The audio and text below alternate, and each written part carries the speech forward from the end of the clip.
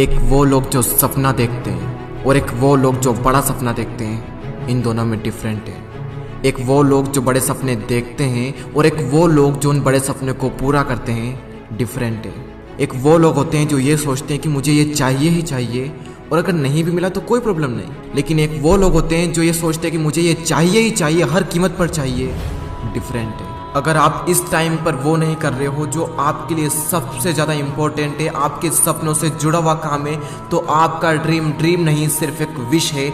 और इस दुनिया में ऐसा एक भी इंसान नहीं है जिसके पास कोई विश नहीं है। 80% से ज़्यादा लोगों की ज़िंदगी में कोई ड्रीम नहीं होते, कोई गोल्स नहीं होते, और सिर्फ यही कारण है कि सिर्फ 8% लोग सक्सेसफुल हो पाते हैं और सिर्फ 1% लोग हाईली सक्सेसफुल हो पाते हैं। आपके जीवन की हर वो सिचुएशन, हर वो परिस्थिति जिसमें आप संघर्ष कर रहे हो, जिसमें आप स्ट्रगल कर रहे हो, उसमें एक बहुत बड़ी अपॉर्चुनिटी छिपी हुई है। बस जो इंसान उस अपॉर्चुनिटी को देख लेता है वो निकल जाता है, और जो इंसान नहीं देख पाता वो वहीं अटक जाता है। हम सब सपनों की दुनिया में जीते हैं, लेकिन अपने सपनों को सच करने का सबसे अच्छा तरीका है जाग जाओ, आंखें खोलो, देखो इस दुनिया को किस किस लेवल के लोग हैं, किस लेवल की उनकी सोच है, किस लेवल के उनके सपने हैं, क्या क्या करने को तैयार है वो उन सपनों के लिए।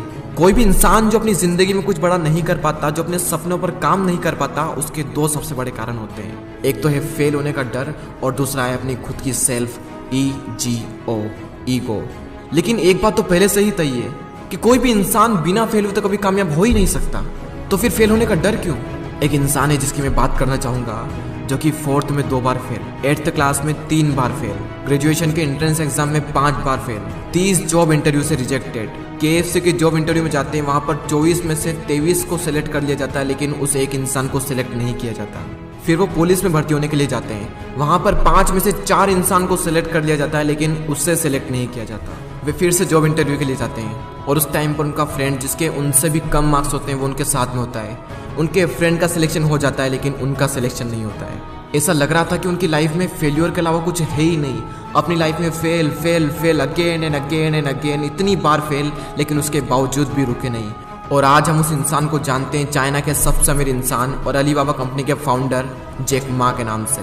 जब भी इतना फेल होने के बावजूद भी चाइना के सबसे अमीर इंसान बन सकते हैं, तो मुझे तो नहीं लगता कि आपकी ज़िंदगी में कभी इतने फेल्योर आए होंगे या फिर आने वाले होंगे। अगर आप फेल हो भी गए तो कोई बात नहीं, क्योंकि फेल होने से लर्निंग और एक्सपीरियंस बढ़ता है, और एक्सपीरियंस और लर्निंग से सक्सेस मिलती है। तो ये इशारा है कि आप सक्सेसफुल होने वाले हो। ये था पहला कारण, फेल होने का डर। और दूसरा कारण है अपनी सेल्फ ईगो।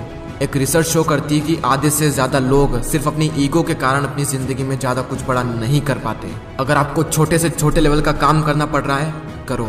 याद रखना, बचपन में मोदी जी ने चाय बेची थी, अमेरिका के पूर्व राष्ट्रपति अब्राहम लिंकन ने बचपन में जूते सिले थे, धीरूभाई अंबानी पेट्रोल पंप पर काम किया करते थे, और यह है एप्पल, गूगल, अमेजोन, हार्ले और डिज्नी के गैराज, जहां से इन सब कंपनी की शुरुआत हुई थी। और आज ये कंपनियां कुछ ऐसी दिखती है। अपनी सोच को सबसे बड़ा रखो, लेकिन शुरुआत हमेशा छोटे से छोटे लेवल से करो। याद रखना, शुरुआत में किस किस लेवल के काम करने पड़ते हैं। शुरुआत में कोई सपोर्ट नहीं करता। शुरुआती जंग हमेशा टफ होती है और बहुत ज़्यादा संघर्षमय होती है, और इसमें अकेले लड़ना पड़ता है। लेकिन इस मुश्किल जंग से जीत कर ही हर महान इंसान महान बनता है। भगवत गीता में लिखा गया है, क्रोध मनुष्य का दुश्मन है, आलस्य मनुष्य का दुश्मन है, लेकिन जब करियर की बात आती है तो ईगो आपका सबसे बड़ा दुश्मन है।